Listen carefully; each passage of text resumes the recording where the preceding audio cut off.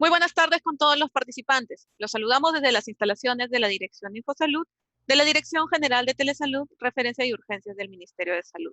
Empezaremos la telecapacitación programada para el día de hoy, martes 9 de julio, con el tema estreñimiento crónico, a cargo de la doctora Isabel Beramendi del Hospital Nacional Hipólito Unanue del Ministerio de Salud.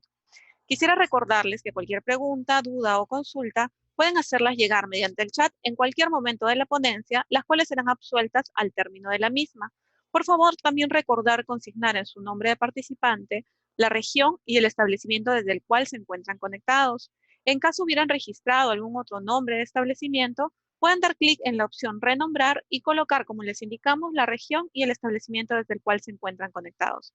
Doctora Beramendi, buenas tardes, bienvenida. Quedamos atentos a usted.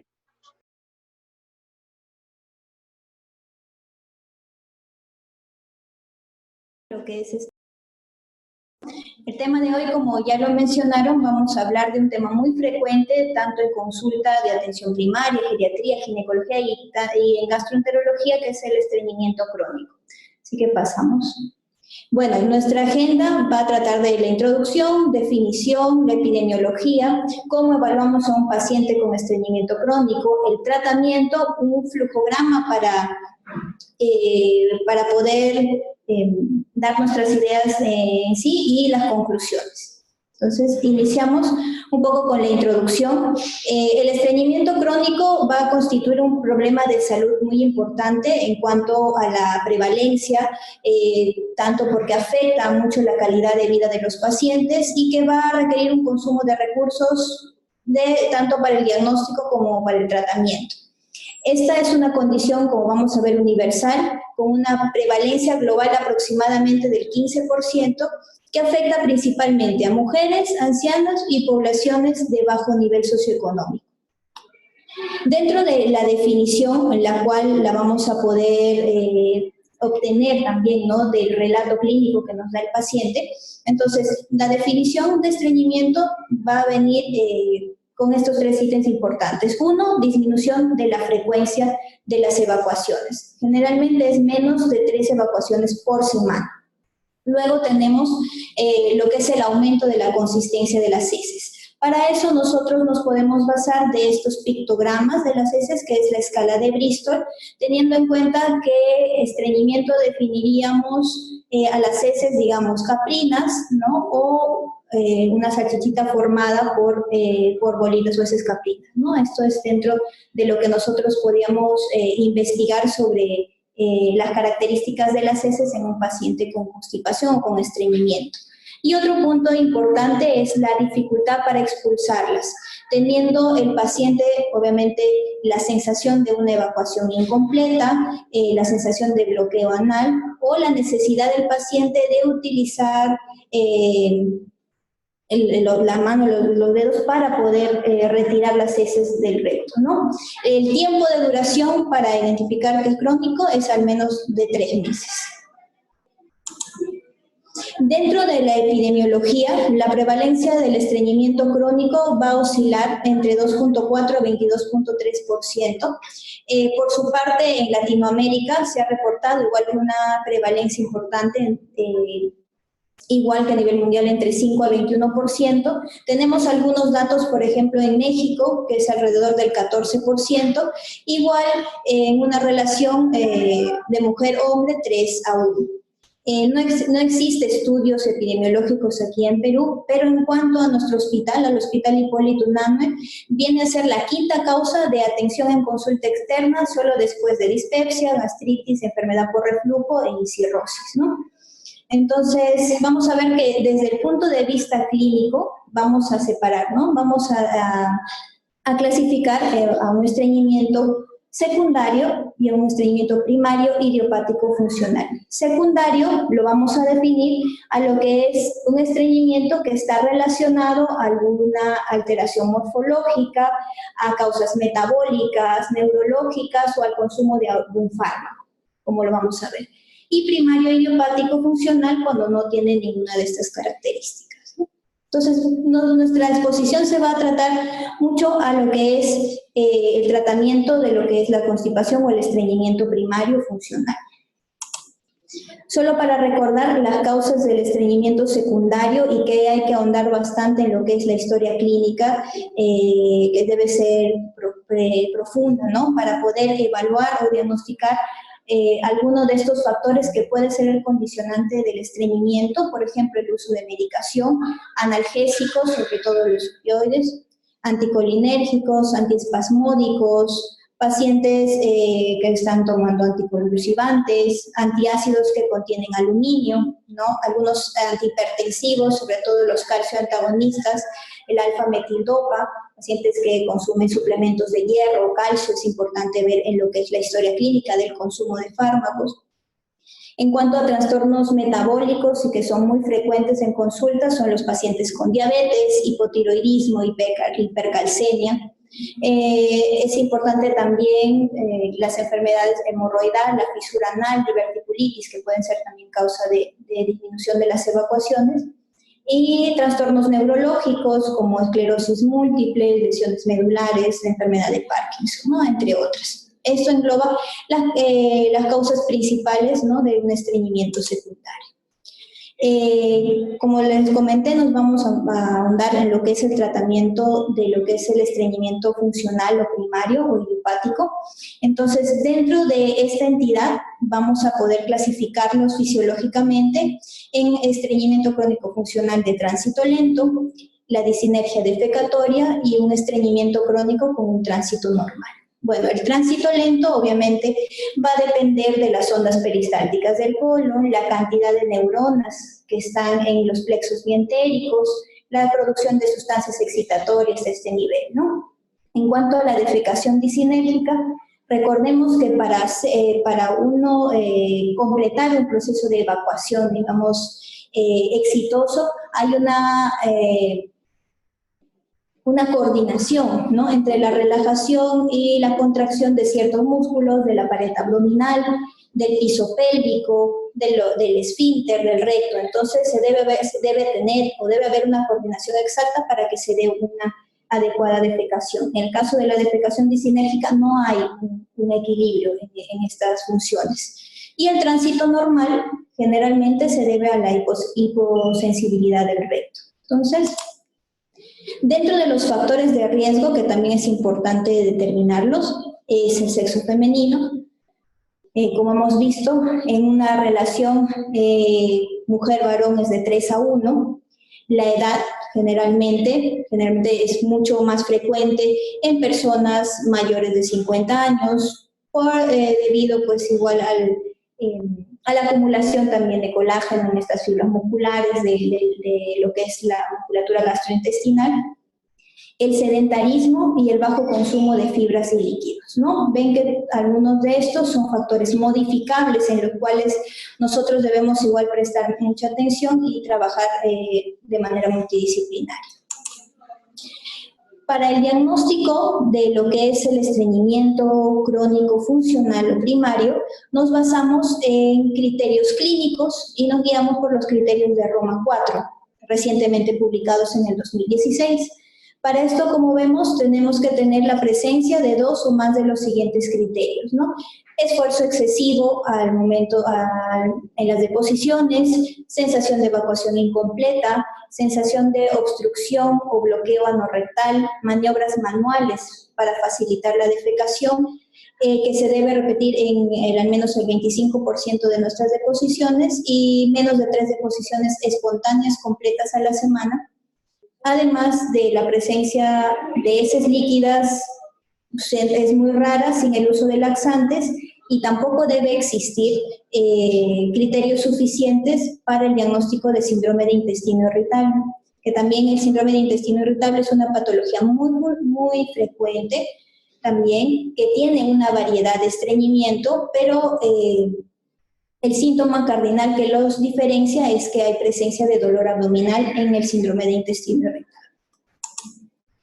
Entonces, como hemos visto, la escala de Bristol, que lo podemos tener también en todos los consultorios y nos ayuda pues a que el paciente nos pueda definir cómo son las deposiciones y que nos ayuda porque, como vemos, en diferentes estudios se ha correlacionado el tiempo de tránsito intestinal con el tipo de heces, ¿no?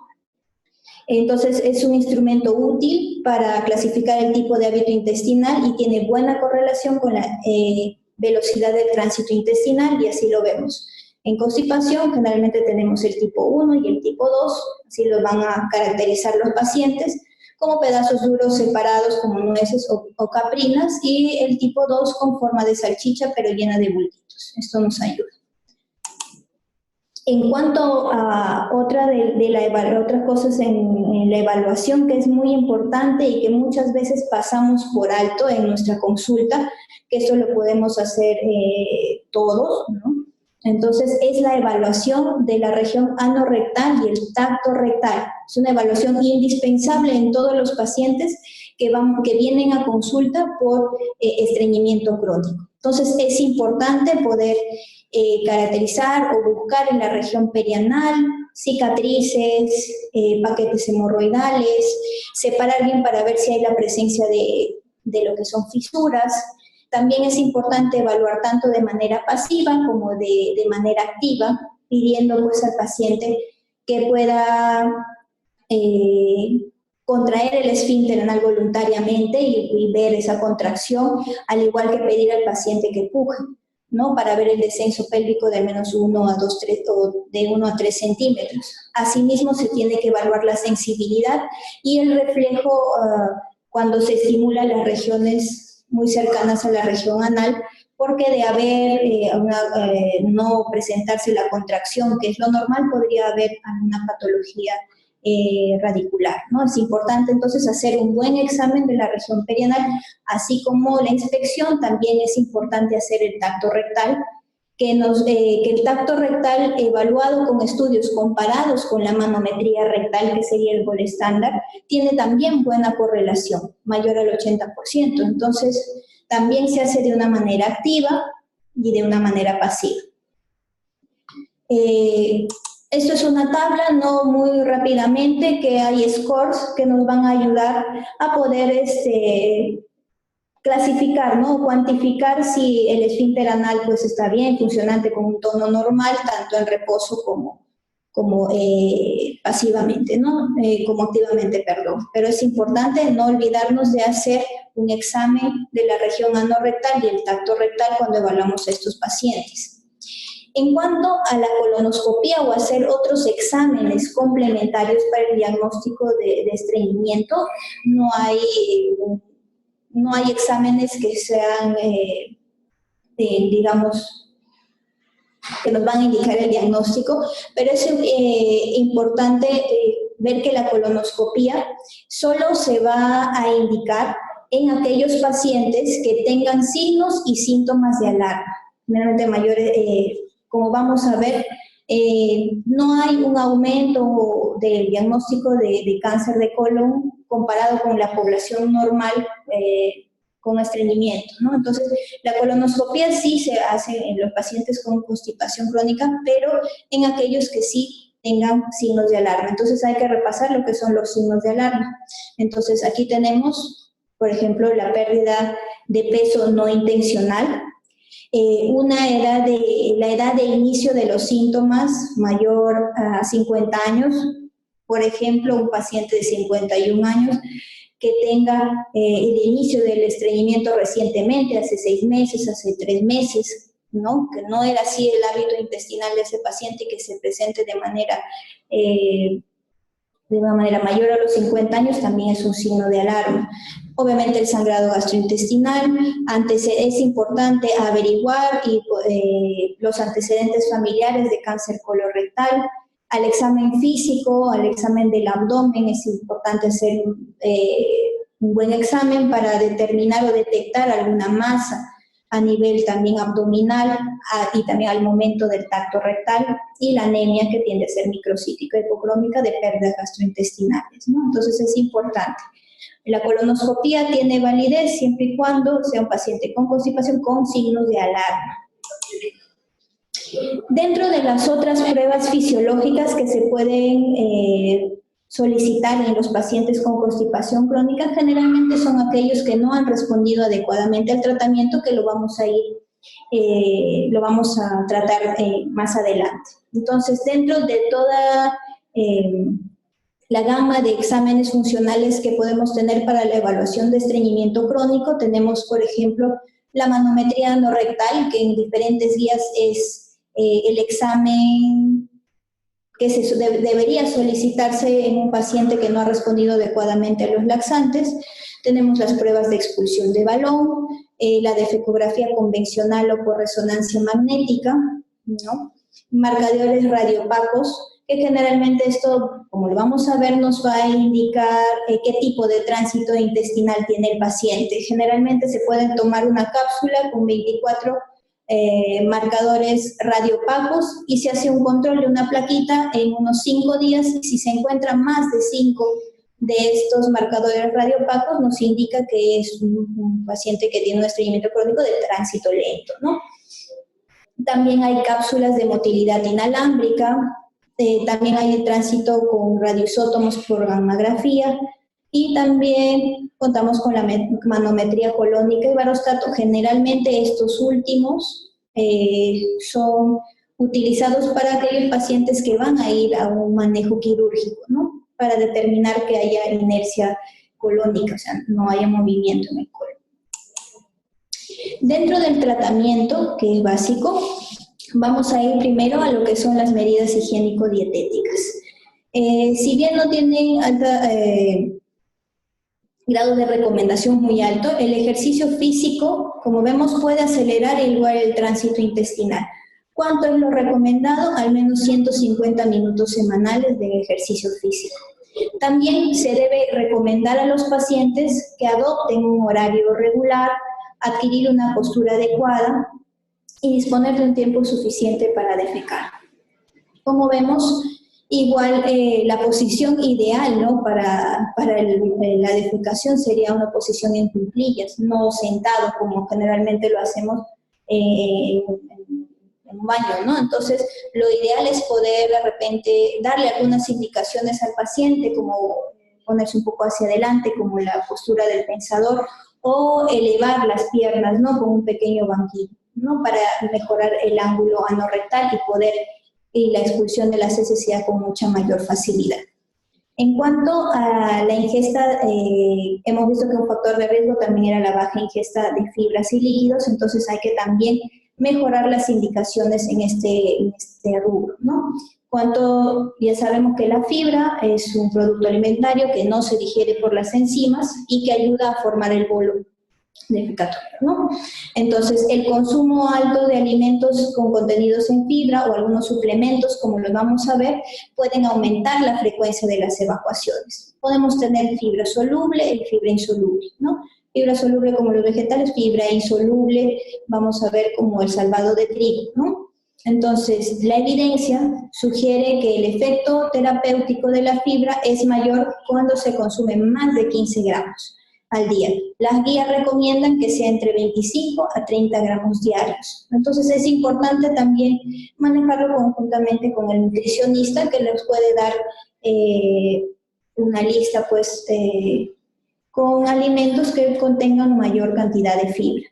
En cuanto a la ingesta de líquidos, se recomienda de 1.5 a 2 litros por día para mejorar el estreñimiento, igual y potenciar también los efectos de la fibra en la dieta y de los suplementos. Esto rápidamente es un cuadrito donde indica, digamos, la comida y el porcentaje o los gramos de lo que es la fibra, ¿no? Porque es importante siempre el paciente consulta, si bien nosotros trabajamos con el nutricionista, es importante darle de repente algunas consideraciones básicas, ¿no? Para que vaya aumentando o para que vaya incluyendo a su dieta. Por ejemplo, los higos, vamos a ver que 11 de estos, ¿dónde están? Por ejemplo, los guindones, que son muy comunes el consumo, 11 guindones de estos 11 porciones pequeñas nos puede dar 11.9 gramos de fibra al día.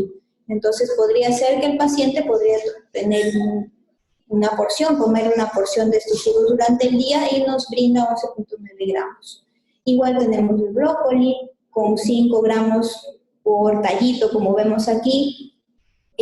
Las alverjitas también 7.2 por cada por cada taza. Entonces es importante tener así algunos valores para poder aconsejar a nuestros pacientes. Igual, por ejemplo, la avena, una taza de avena nos puede brindar 13.7 gramos de fibra al día. Igual los frijoles, ¿no?, que son muy comunes, también 6.7, ¿dónde están? Aquí están, 18.6 por cada tacita que podemos consumir. Entonces, estas pueden ser algunas indicaciones para poder tener el valor de fibra necesario para asegurarnos de un bolo fecal, ¿no?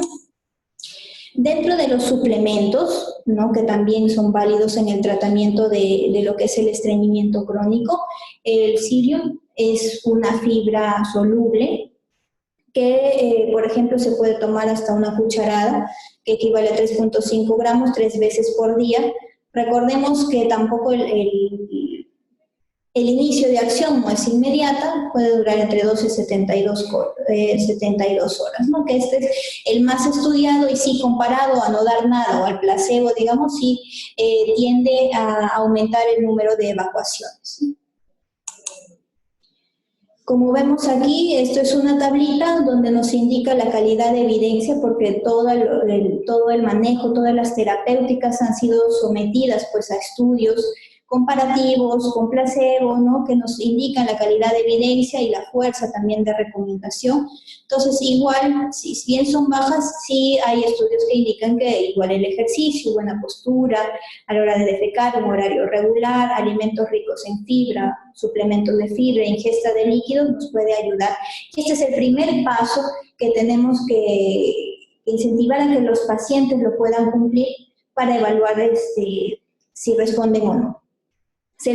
Por ejemplo, se debe ofrecer una alternativa ya terapéutica, o sea, utilizar los fármacos que vamos a ver ahora, si a las 4 semanas de tratamiento con lo que estas medidas higiénico-dietéticas no se experimenta alguna mejoría. Pero muchas veces es un poco difícil porque los pacientes muchas veces no se siguen o no rigen con estas recomendaciones, a veces es un poco difícil. Dentro del tratamiento farmacológico, generalmente los pacientes ya con estreñimiento funcional que no responden a nuestras medidas iniciales, que ya las comentamos, vamos a empezar, ¿no?, con el inicio de algunos fármacos. Vamos a ver los principales con los que contamos también en el Perú. Entonces, el primero y el principal y el más estudiado es el polietilenglicol. El polietilenglicol, como ven, es un laxante osmótico muy estudiado y ha demostrado significativamente, ¿no?, que incrementa la frecuencia y mejora la consistencia de las heces. Entonces, el polietilenglicol va a ser un polímero orgánico, inerte, que no se va con actividad osmótica, quiere decir que baja el agua hacia el intestino. Inerte metabólicamente, lo que le da ciertas ventajas a comparación, como vamos a conversar con la lactulosa, que al no ser degradados ni metabolizados por las bacterias, no generan tantos efectos secundarios como la lactulosa, sobre todo con distensión abdominal y flatulencias, ¿no? Interactúa igual con el agua con el agua en solución, aumenta la presión osmótica y esto va a aumentar el número de deposiciones y obviamente va a disminuir la consistencia de las heces. En cuanto a estudios comparativos entre el polietilenglicol y la lactulosa, se refiere que igual el polietilenglicol es superior.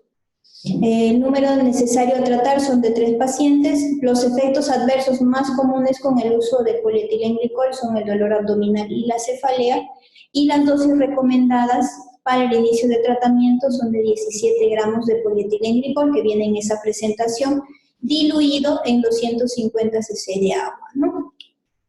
Esto es nuestro primer fármaco con lo que deberíamos iniciar, ¿no?, nuestro tratamiento en cuanto a lo que es el estreñimiento crónico funcional, es el polietilenglicol. La lactulosa es también un laxante muy conocido y que lo utilizamos aquí en el hospital. También es un laxante dentro del grupo osmótico que incrementa también la frecuencia y mejora la consistencia de las evacuaciones.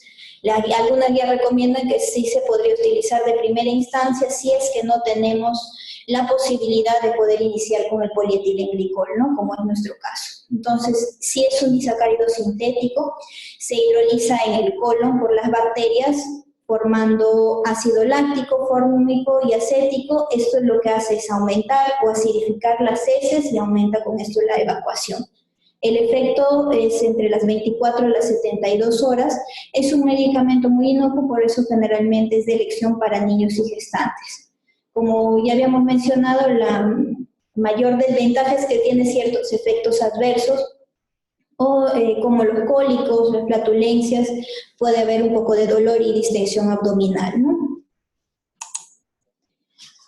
Otro agente osmótico, pero que no es recomendado, digamos, para el tratamiento del estreñimiento crónico, sino para aquellos pacientes que pueden tener un cuadro de estreñimiento agudo, son las sales de magnesio, ¿no? Generalmente en pacientes, como ya lo mencionamos, un estreñimiento agudo asociado a inmovilización y que no hay que usarlo de manera crónica, porque puede producir hipermagnesemia. Especialmente hay que tener cuidado con aquellos pacientes con falla renal, ¿no?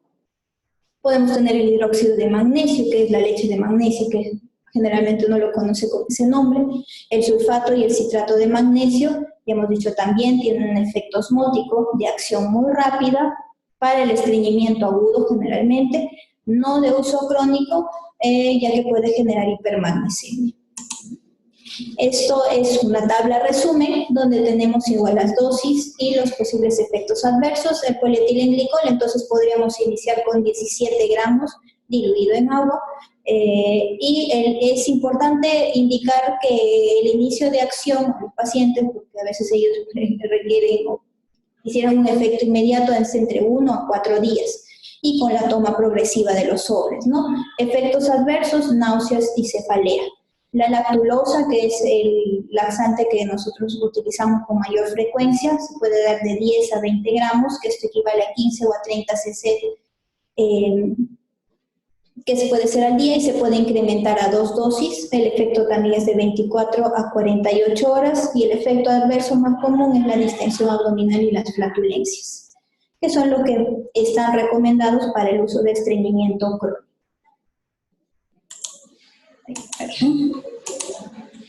Tenemos otro subtipo, digamos, de laxantes, que son los laxantes estimulantes. Esto quiere decir que van a estimular la peristalsis colónica con la, digamos, igual con la salida hacia el lumen intestinal de agua y electrolitos, ¿no? Aquí tenemos los dos característicos, que es el bisacodilo y el picosulfato de sodio. Tenemos al bisacodilo, que es un éster de ácido diacético, es hidrolizado por las estearasas endógenas, lo que va a generar que haya una salida tanto de agua como electrolitos al lumen intestinal y colónico, y que esto aumente igual la motilidad intestinal y se den las evacuaciones. Igual el picosulfato de sodio. Los efectos secundarios son dolor cólico, meteorismo y desequilibrio hidroelectrolítico. Recuerden que esto también se utiliza por muy poco tiempo, entonces no más de 3 días generalmente. También tenemos que ver que hay algunas recomendaciones que las hacen, ¿no? Por ejemplo, la hoja de zen, ¿no? La cáscara sagrada, pero como vemos en las guías, estos productos no están recomendados.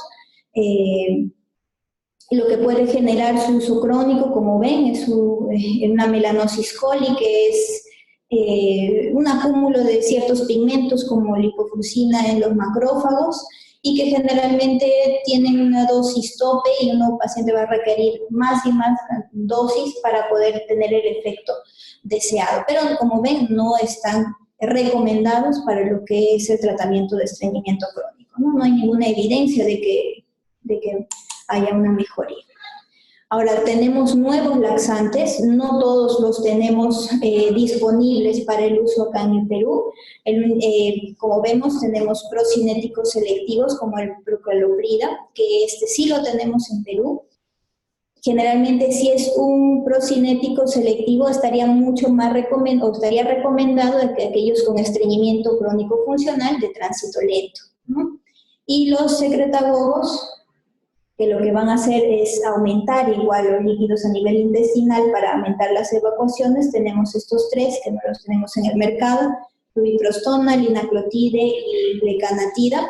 Entonces, hablemos un poquito del procaloprida, que es un procinético selectivo, activando, ¿no?, selectivamente los canales de la hidroxitriptamina tipo 4, igual mejora la consistencia de las evacuaciones y la dosis, dependiendo de la edad, puede ser de 1 a 2 miligramos al día. Estos nuevos laxantes que son secretagogos, todos van a tener, por ejemplo, la lubiprostona es un activador de los canales de cloro, igual va a mejorar el número y la consistencia de las evacuaciones. La dosis es 24 microgramos 2 veces al día, e igual también puede tener como efectos adversos náuseas y diarrea. La linaclotida, que también es un agonista de los receptores de la guanilciclasa, que también aumenta la secreción de agua, y con esto a nivel intestinal, y con esto aumenta pues el tránsito. También tiene un efecto antinociceptivo y las dosis que se recomiendan son de 145 microgramos al día. Bueno, pero lamentablemente igual todavía no contamos con nuestras otras herramientas que serían necesarias igual para el manejo de lo que es el estreñimiento crónico. Dentro del tratamiento no farmacológico, vamos a ver que las terapias de biorretroalimentación o biofeedback, que generalmente es un entrenamiento entre el paciente y una máquina para una coordinación, generalmente más que todo recomendado en los pacientes con disinergia defecatoria, para poder conseguir la coordinación adecuada entre los músculos de la prensa abdominal, del piso pélvico, del esfínter anal y del recto, para que pueda haber una evacuación adecuada, ¿no? La aplicación también de toxina botulínica puede ser en algunos casos también de disinergia del peso pélvico o hipertonía, ausencia de la relajación del esfínter anal, pero también la evidencia es limitada y el tiempo de duración de su efecto es transitorio. El tratamiento quirúrgico, que es otra de las opciones, mediante colectomía, debe reservarse para casos excepcionales en pacientes con tránsito colónico lento y refractarios a tratamiento y habiendo descartado disinergia defecatoria o alguna otra alteración de la motilidad del tubo digestivo, ¿no? Estos son los no farmacológicos. Entonces, para resumir, vamos a ver este algoritmo que nos va a poder, nos grafica, ¿no?, cuál debe ser, cómo debemos actuar frente a un paciente con estreñimiento crónico. Entonces, tenemos un paciente con estreñimiento crónico que lo hemos definido y lo hemos diagnosticado por nuestros criterios clínicos de Roma 4, que ya sabemos deposiciones, menos de 3 deposiciones a la semana, que puede haber mucho esfuerzo en la defecación, sensación de evacuación incompleta, sensación de bloqueo, utilización de maniobras manuales para poder extraer las heces y en un tiempo aproximadamente en los últimos 3 meses. Entonces, ya cumpliendo los criterios, ya tengo ese paciente, le tengo que hacer una historia clínica muy detallada, ¿no? Viendo que no sean por ninguna patología secundaria. El examen físico, que no nos olvidemos hacer el examen anorrectal y el tacto rectal para determinar alguna lesión, algún problema de inervación, ¿no?, que nos puede ayudar y guiar, ¿no?, para pedir determinados exámenes. Entonces, y determinar también si tenemos signos de alarma. Entonces, ya sabemos, signos de alarma, un inicio reciente de los síntomas, generalmente en pacientes mayores de 50 años, pérdidas, sangrado gastrointestinal, una masa palpable abdominal o durante el tracto rectal, una pérdida de peso sin ningún motivo. Entonces determino mis signos de alarma y si tengo estos signos de alarma, entonces voy a poder pedir exámenes específicos. Como mencionamos, la colonoscopia rinde en caso de que los pacientes tengan estreñimiento con signos de alarma, ¿no? Entonces, según esto, el manejo va a ser específico de acuerdo a la entidad diagnosticada.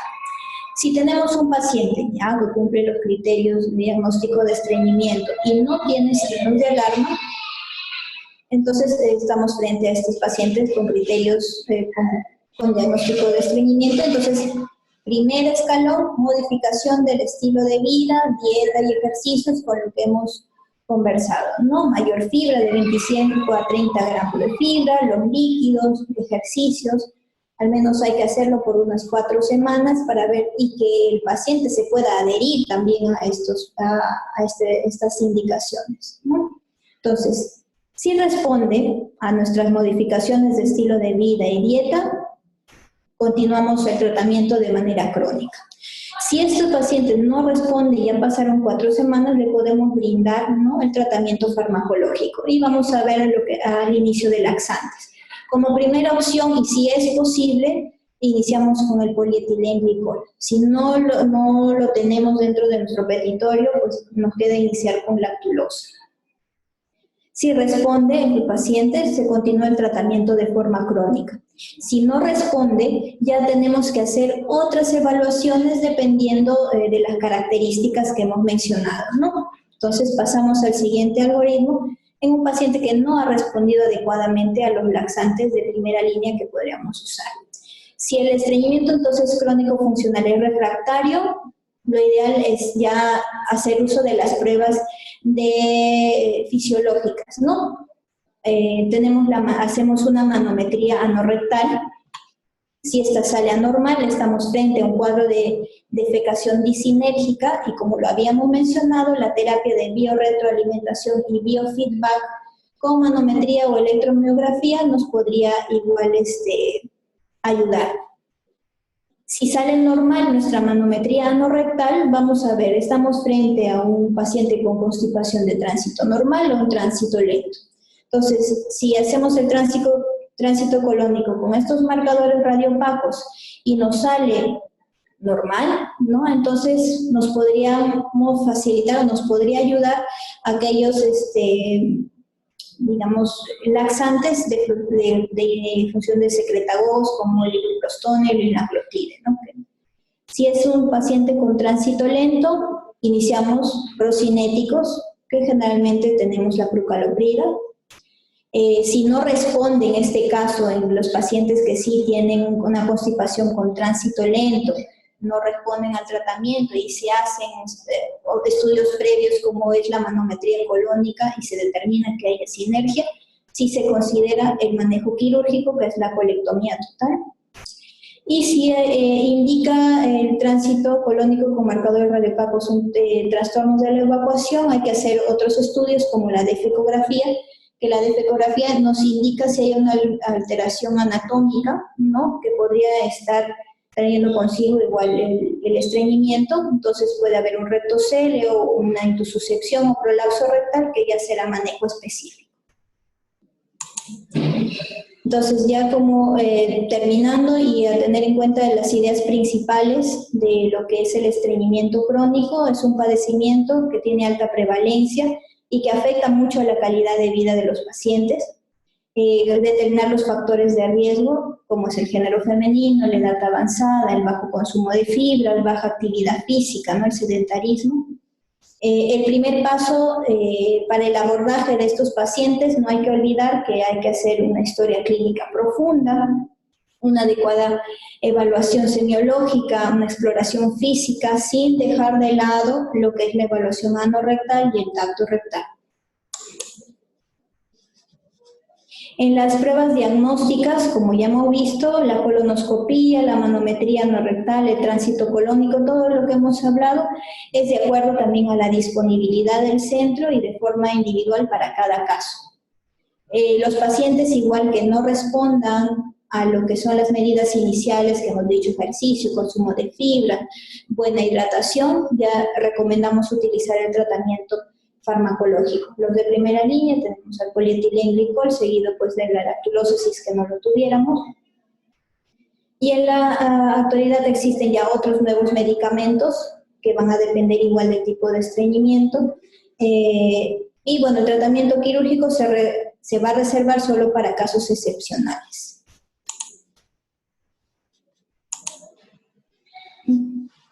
Bueno, eso es todo lo que quería compartir sobre el estreñimiento crónico y quisiera saber si hay alguna pregunta para poder responderla. Bien, Doctora Isabel Beramendi, le saluda la licenciada Liliana Yarleque.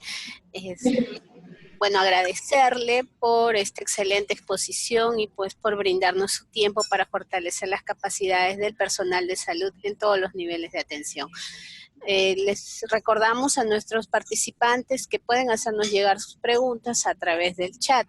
Así también comentarle, doctora, que tenemos conectado con nosotros algunos establecimientos. En este caso está el Policlínico Parroquial Belén de Cusco y también Policlínico Cristo Obrero de Arequipa. Bien, doctora, pasaremos a leer las preguntas que nos han hecho llegar a través del chat. Nos preguntan, doctora, ¿por cuánto periodo de tiempo es recomendable el uso de laxantes?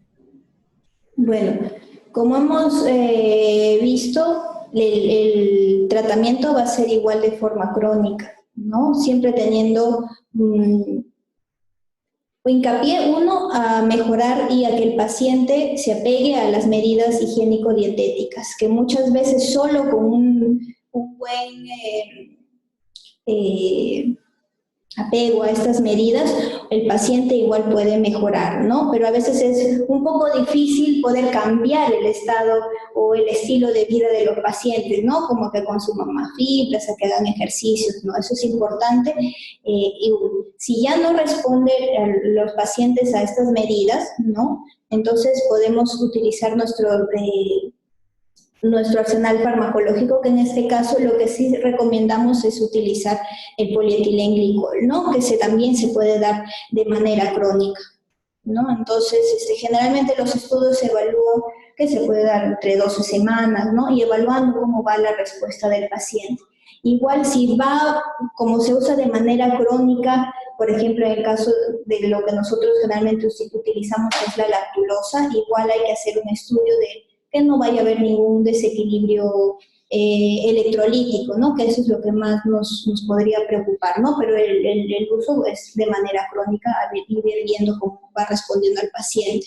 Si a pesar de eso el paciente no responde, entonces es importante, después de, por ejemplo, lo podemos evaluar entre 4 semanas a 8 semanas, y no responde a mi tratamiento con lactulosa o no responde al tratamiento con polietilenglicol, sí sería necesario, si estamos en un centro de atención primaria, derivarlo a, bueno, un centro más de mayor especialización para de repente poder hacer las pruebas fisiológicas, ¿no? Dependiendo, o funcionales, mejor dicho, dependiendo de cada caso, ¿no? Una manometría rectal, un tránsito colónico, ¿no? Para determinar el subtipo y ver cómo se puede hacer el mejor manejo.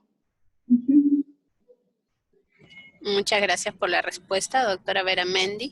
Nos preguntan también en qué momento o luego de cuánto tiempo de estreñimiento es recomendable el uso de enemas. Mire, el uso de enemas, tanto de supositorios, que es muy común utilizarlos, generalmente los de glicerina, o los enemas, que son sustancias que pueden aumentar, digamos, la secreción a nivel rectal, no es recomendado en el uso del estreñimiento crónico, sino en episodios de estreñimiento agudo. Allí sí nos podría dar alguna ayuda, ¿no? Obviamente si pacientes, por ejemplo, que ya en el momento, por ejemplo, del tacto rectal, uno evalúa y hay impactación fecal, obviamente hay que solubilizar, ¿no? esta materia fecal, y nos podría ayudar también la utilización de enemas. Obviamente que también la eficacia del enema no solo va a depender del volumen, de la presión, de la temperatura, de las sustancias que se puedan irrigar a nivel rectal, ¿no? Nos podría ayudar, pero en casos agudos, ¿no? Y no por largo tiempo. Gracias por la respuesta, doctora. Doctora, mencionó que estos episodios de estreñimiento crónico es muy frecuente en mujeres. ¿A qué se debe esto? Bueno, generalmente puede ser asociado a factores hormonales. Recuerde también que para la defecación los músculos del piso pélvico son muy importantes, ¿no? Entonces ahí puede haber variaciones anatómicas. En los traumas obstétricos también, que pueden alterar de alguna manera nuestro piso pélvico. En nosotros las mujeres es más frecuente las distopias genitales. Todo eso altera, ¿no? Los músculos y toda esta coordinación que se debe hacer para la evacuación, ¿no? Entonces, sí, las mujeres estamos un poco más predispuestas a tener esta patología. Bien, doctora Beramendi. Al parecer no tenemos más preguntas en el chat, pero quisiéramos pedirle que pueda hacer algunas recomendaciones, sobre todo a los establecimientos del primer nivel de atención, que son nuestros más asiduos participantes. Sí, bueno, felicitarlos igual por estas telecapacitaciones. Nos permite poder trabajar conjuntamente, ¿no? con los centros de salud y brindarle pues algunas directrices, ¿no? Para el mejor manejo de nuestros pacientes, ¿no? Bueno, recomendarles igual hacer la buena historia clínica, el buen examen físico, que es vital. No tengamos miedo a hacer la evaluación también de la región anorrectal, el tacto rectal, que es muy importante. Y de todas maneras identificar muy bien a los pacientes, sobre todo aquellos que tengan signos de alarma. Los signos de alarma es importante para hacer un diagnóstico precoz, ¿no? Lamentablemente acá nosotros hacemos el diagnóstico frecuentemente de cáncer de colon ya avanzados, ¿no? Donde ya la terapia es generalmente o es paliativa o tiene menos porcentaje de curación, ¿no? Entonces, signos de alarma, baja de peso, ¿no? Un síndrome consuntivo, pacientes que tengan anemia, una masa palpable, ¿no? Un estreñimiento que es brusco, que es de repente y tengo más de 50 años, entonces poder captar estos pacientes con signos de alarma, que sería muy importante, ¿no? Porque nuestro trabajo también sobre todo es prevenir estas enfermedades. Sí. Muchísimas gracias, doctora Beramendi, por esta excelente telecapacitación, también por absolver las dudas de nuestros participantes. Esperamos tenerle próximas telecapacitaciones, doctora. Muchas gracias.